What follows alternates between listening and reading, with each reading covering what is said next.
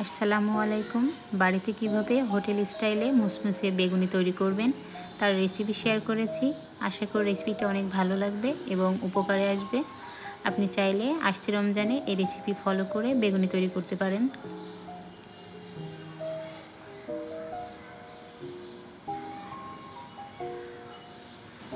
বেগুনি তৈরি করার জন্য এখানে আমি মিডিয়াম সাইজে 2টা বেগুন নিয়েছি, নিয়ে পছন্দ মতো স্লাইস করে বেগুনটাকে কেটে নিয়েছি। আপনি আপনার পছন্দ মতো বেগুনটাকে একটু পাতলা কিংবা একটু পুরু করেও কাটতে পারেন।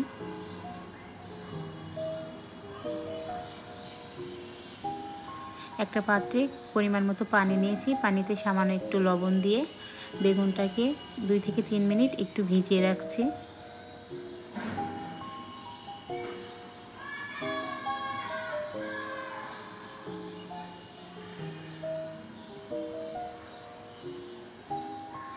পানি থেকে বেগুনগুলো উঠিয়ে নিয়ে সামান্য একটু লাল মরিচের গুঁড়া মাখিয়ে নিচ্ছি। আপনি যদি ঝাল পছন্দ না করেন সেক্ষেত্রে স্কিপ করতে পারেন।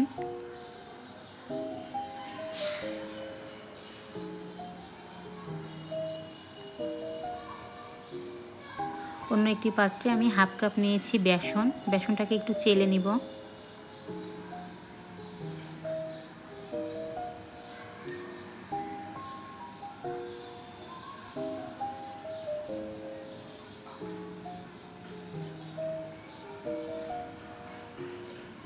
দিয়েছি 1 টেবিল চামচ শুকনো চালের গুঁড়া আর 2 টেবিল চামচ ময়দা। বেসন যতটুকু নেবেন তার অর্ধেক পরিমাণ ময়দা নিতে হবে। আপনি চাইলে এখানে চালের গুঁড়োটা না দিতেও পারেন।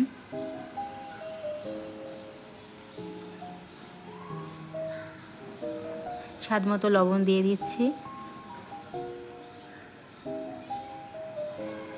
হাফ চা চামচ দিয়েছি লাল মরিচের গুঁড়া, কালারের জন্য দিয়েছি সামান্য একটু জাফরান। শুকনো উপকরণগুলো একটু একসাথে মিশিয়ে নিচ্ছি।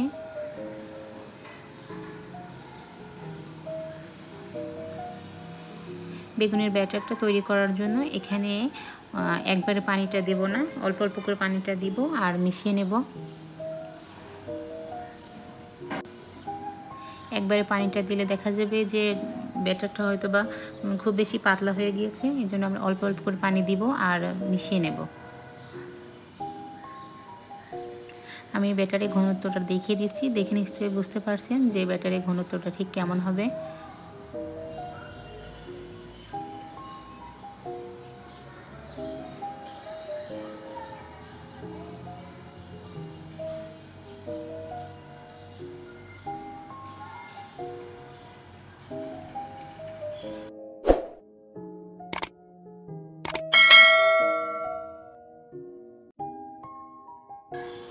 এখন বেসনের গোলার ভিতরে একটা করে বেগুনি স্লাইস দিব আর খুব ভালোভাবে একটু এপাশ ওপাশ গড়িয়ে নেব। বেগুনিগুলো ভাজার জন্য কড়াই পরিমাণ মতো সয়াবিন তেল দিয়েছি। তেলটা গরম হয়ে আসলে বেগুনিগুলো দিয়ে দিচ্ছি। বেগুনিটি ভাজার সময় চুলার আঁচটা একটু কমিয়ে রাখবো।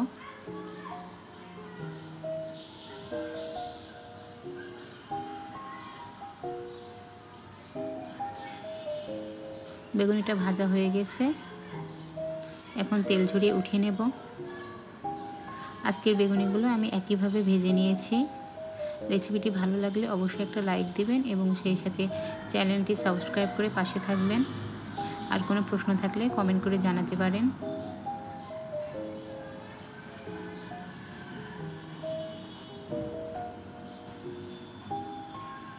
আসছে রমজানে আপনি চাইলে রেসিপি ফলো করে বাসায় বেগুনি বানাতে পারেন। আশা করি বেগুনিগুলো ভালো হবে।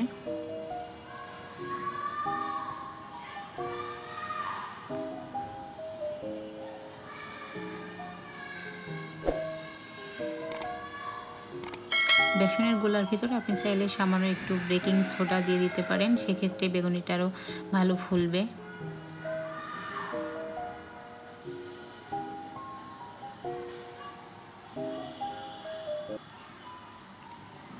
আজ এই পর্যন্তই। সবাই ভালো থাকবেন, সুস্থ থাকবেন।